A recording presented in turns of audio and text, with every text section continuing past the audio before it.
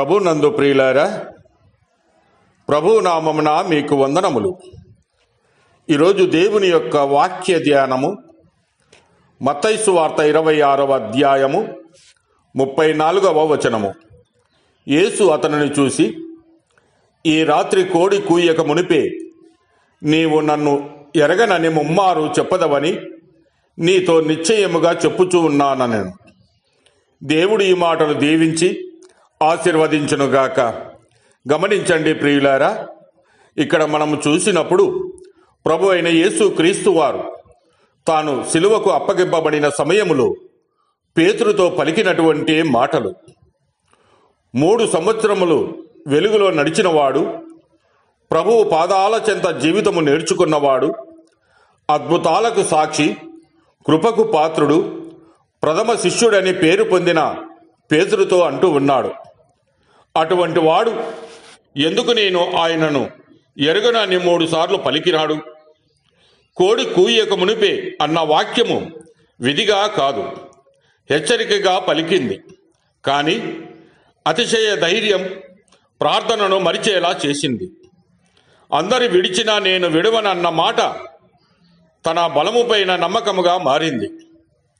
గెత్సేమనే తోటలో నిద్రించిన కళ్ళు శోధన వేళ తెరుచుకోలేకపోయాయి. భయము గుండెల్లో పుట్టినప్పుడు సత్యము నోటిలో నిలవలేదు. ఒక సేవకురాలి ప్రశ్నే విశ్వాసాన్ని కంపింపజేసింది. అబద్ధాలకు జనకుడైన సాతాను ఈ బలహీనతలన్నిటినీ ఆయుధాలుగా చేసుకుని పేతురు మనసులోకి చొరబడెను. భయము, గర్వము, నిర్లక్ష్యము, ఈ దుష్ట లక్షణాలే అబద్ధానికి దారితీశాయి. ఖడ్గముతో పోరాడిన చేతులు ఆత్మతో పోరాడలేకపోయాయి. శరీర బలము చాలదని ఆ రాత్రే బోధ అయింది.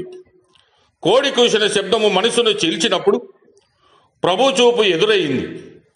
తీర్పుగా కాదు, పశ్చాత్తాపమునికి పిలుపుగా వెలుపలకు వెళ్ళి ఏడ్చిన కన్నీళ్లు పతనానికి ముగింపు, పునరుద్ధరణకు ఆరంభము అయ్యాయి.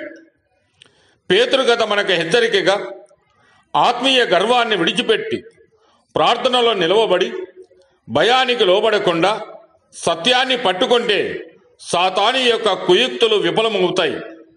పతనము జరిగిన పశ్చాత్తాపమే రక్షణకు మార్గము. కనుక ప్రియమైన సహోదరి సహోదరుడా, నీవు కన్నీళ్లతో ప్రభువును ఆశ్రయిస్తే వాడిని ఆయన ఎప్పటికీ కూడా ఆయన విడువడు, ఎడబాయని దేవుడు. దేవుడు మిమ్మల్ని దీవించి ఆశీర్వదించునుగాక.